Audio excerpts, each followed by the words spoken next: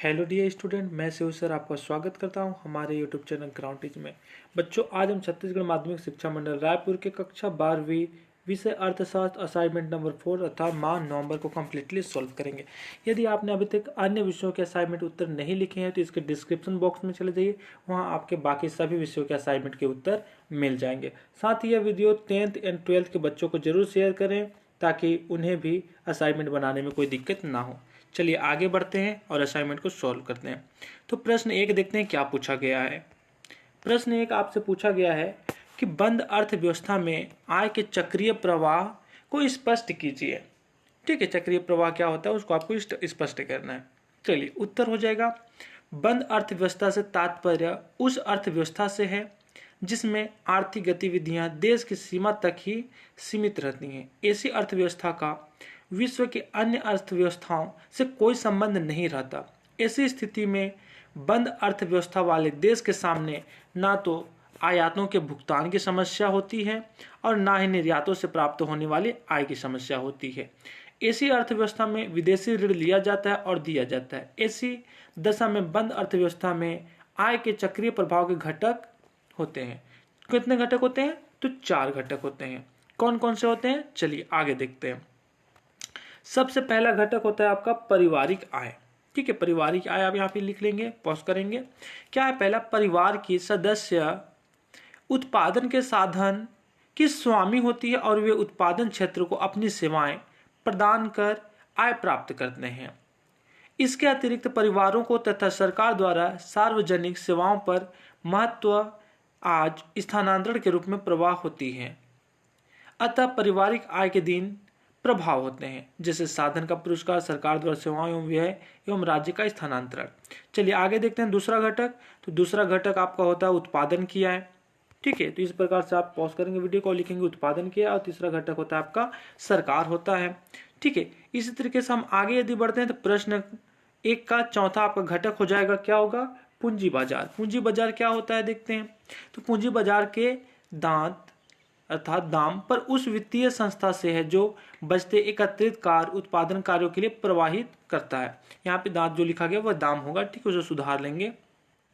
प्रश्न 2 में पूछा गया है, आय के चक्रीय प्रवाह से आप क्या समझते हैं? आय के चक्रीय प्रवाह का महत्व बताइए। तो यहाँ पे आय के चक्रीय प्रवाह से आज से मुद्रा एवं पदार्थ तथा सेवाओं के निरंतर प्रवाह से है। आय का चक्रीय प्रवाह अर्थव्यवस्था के प्रमुख स्रोतों जैसे परिवार, फर्म, सरकारी क्षेत्र से जुड़ा रहता है। आप उदाहरण के लिए देखेंगे तो उदाहरण के लिए फर्में पहले आय सृजित करती हैं, तत्पश्चात यह आय परिवार में साहब सेवा प्रदान करने के लिए वितरित की जाती है और अंत में वही आय फार्मों के पास वापस आ जाती है। यही आय का चक्रीय प्रवाह कहलाता है। ठीक है, तो इस प्रकार से इसका उत्तर हो जाएगा। इसका महत्व दर्शाने वाले बिंदु यहाँ पे हो जाएंगे। महत्व कितने हो जाएंगे? यहाँ पे आप 3 लिख लेंगे, 1 2 1 3 महत्व पर्याप्त होगा। आगे बढ़ेंगे प्रश्न क्रमांक 3 की ओर। प्रश्न क्रमांक 3 में क्या पूछा गया है देखिए। तो प्रश्न क्रमांक 3 में पूछा है कि निम्नलिखित आंकड़ों से अंतरराष्ट्रीय आय की गणना कीजिए। यहाँ पे दिया हुआ है, आपको मध्य दिया हुआ है और यहाँ पे दिया है रुपए आंकड़ों में, करोड़ों में। ठीक है, तो यहाँ पे वेतन है आपका 30 करोड़, किराया है 10 करोड़, लाभ है 10 करोड़। ठीक है, और फिर क्या है? ब्याज है, फिर उपभोक्ता है, फिर सकल घरेलू, फिर पूरे का विनियोग। ठीक, तो इस प्रकार से इसके आपको गणना करना है, राष्ट्रीय आय की गणना। चलिए यहाँ पे राष्ट्रीय आय की गणना देख लेते हैं। तो यहाँ पे आपका राष्ट्रीय आय की गणना एकदम बहुत सटीक दिया हुआ है कि राष्ट्रीय आय इक्वल टू होता है वेतन एवं मजदूरी प्लस किराया बराबर लगान प्लस लाभ प्लस ब्याज। ठीक है, तो यहाँ पे आपका हो जाएगा कितना? 60,000 करोड़ रुपए हो जाएगा। ठीक है, 60,000 करोड़ रुपए हो जाएगा। चलिए आगे बढ़ते हैं प्रश्न 4 की ओर। देखते हैं प्रश्न 4 में क्या पूछा गया है। तो प्रश्न 4 में आपसे पूछा है, व्यय विधि द्वारा राष्ट्रीय आय का अनुमान लगाते समय की जाने वाली सावधानियों का वर्णन कीजिए। चलिए यहाँ पे देखते हैं क्या क्या सावधानियां होनी चाहिए।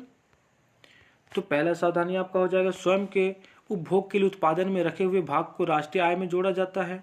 ठीक है, सेकंड हो जाएगा, उत्पादों को के स्वयं के भवन का आरोपित किराया निजी अंतिम उपभोग का एक भाग होता है, तो इसे राष्ट्रीय आय में जोड़ा जाता है। इस प्रकार से आप 4 5 और ये 6 7 यहाँ पे 8 दिया हुआ है, आप 6 तक लिख लेंगे, पर्याप्त होगा। चलिए आगे बढ़ते हैं और देखते हैं प्रश्न 5 में क्या पूछा गया है। प्रश्न 5 में आपसे पूछा गया है, क्या है प्रश्न 5 में? कि बाजार कीमत पर शुद्ध घरेलू उत्पाद तथा साधन लागत पर शुद्ध घरेलू उत्पाद में अंतर स्पष्ट करना है आपको, दोनों में क्या अंतर होते हैं। ठीक, तो यहाँ पे आप उत्तर डाल लेंगे कि बाजार मूल्य पर भी शुद्ध घरेलू उत्पाद अर्थात क्या होगा आपका net domestic product at market price. ठीक है, और विशुद्ध घरेलू उत्पाद के मूल्य को बाजार में प्रचलित कीमतों के आधार पर मापा जाता है, तो उस माप को बाजार कीमतों पर भी शुद्ध घरेलू उत्पाद ही कहते हैं। ठीक है, ये हो जाएगा। अब इसके बाद यहाँ तक आप नोट कर लिए, नोट करने के बाद आगे बढ़ाएंगे तो यहाँ से आप वीडियो को पॉज करेंगे और यहाँ से लिख लेंगे।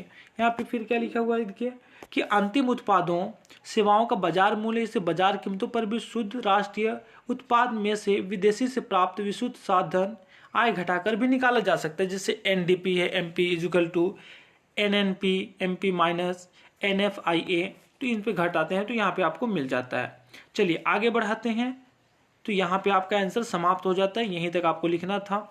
इस प्रकार से आपका आंसर कंप्लीट हो जाता है। यदि आपने अभी तक हमारे चैनल को सब्सक्राइब नहीं किया तो जल्द से सब्सक्राइब कर दीजिए और हमारे चैनल को सब्सक्राइब करने के बाद वीडियो को शेयर जरूर करें ताकि बाकी बच्चे भी अच्छे से अपना असाइनमेंट बना सकें।